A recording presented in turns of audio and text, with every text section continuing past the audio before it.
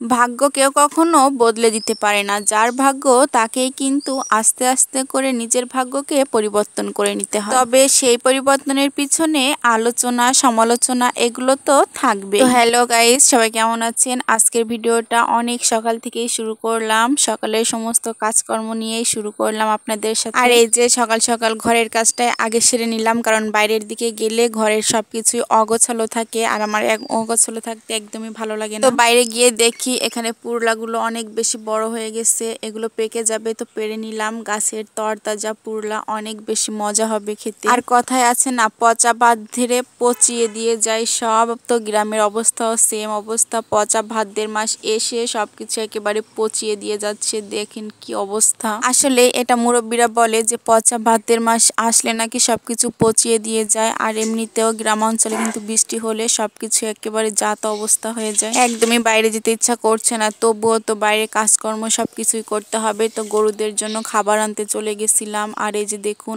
অনেক সুন্দর তরতাজা ঘাস, আর এই ঘাসগুলোকে এখন ওদেরকে দেবো খাওয়ার জন্য।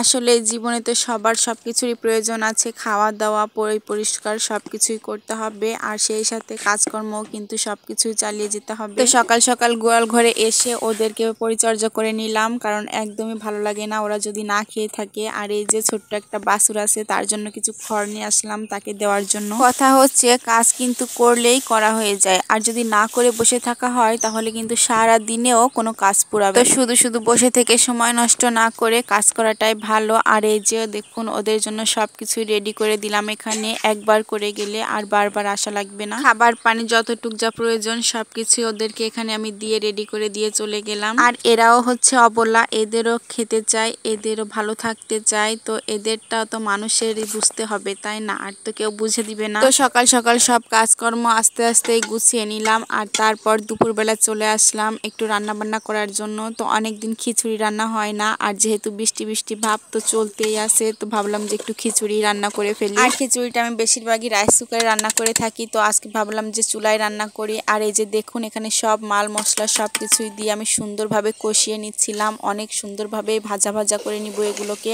আর খিচুড়ির ভিতর ছোলা আলু এগুলো দিলে কিন্তু অসাধারণ লাগে খেতে, আর সেই সাথে একটু ব্রয়লার মুরগির মাংস দিয়ে দিব। আর যেহেতু খিচুড়ি রান্না করছি সেহেতু তো একটু চাল বেশি দেওয়াই লাগবে, কারণ সবাই হচ্ছে খিচুড়ি লাভার, অনেক বেশি পছন্দ করে খিচুড়ি। আর আমি কিন্তু খিচুড়ি রান্না করলে অবশ্যই বৃষ্টির পানি ব্যবহার করি, কারণ বৃষ্টির পানিতে খিচুড়িটা অনেক বেশি ঝুরঝুরা অনেক বেশি মজাদার হয়, আর অনেক সময় রাখাও যায়, নষ্ট হওয়ার কোনো চান্সই থাকে না। তো দেখুন কথা বলতে বলতে কিন্তু খিচুড়িটা সবকিছু আমি রেডি করে দিয়ে হচ্ছে এবার জাল করে নিচ্ছিলাম। আর এই যে দেখুন অনেক সুন্দর একটা কালার আসছে, অসাধারণ লাগছে কালারটা দেখতে। আর যে কোনো জিনিস আপনি যদি মন থেকে চান তাহলে কিন্তু সেই জিনিসটা অনেক বেশি সুন্দর হবে। আর মেয়েরা রান্নার ব্যাপারে তো খুবই এক্সাইটেড, তারা কিন্তু রান্নার সময় কখনো চায় না যে তার রান্না খারাপ হোক বা সে খারাপভাবে রান্না করুক। তো রান্না করতে করতে ভিডিওটা আজকের মতো এই পর্যন্ত, আবারও নেক্সট ভিডিওতে আপনাদের সাথে দেখা হয়ে যাবে। সেই পর্যন্ত সবাই ভালো থাকবেন, সুস্থ থাকবেন, আল্লাহ হাফেজ।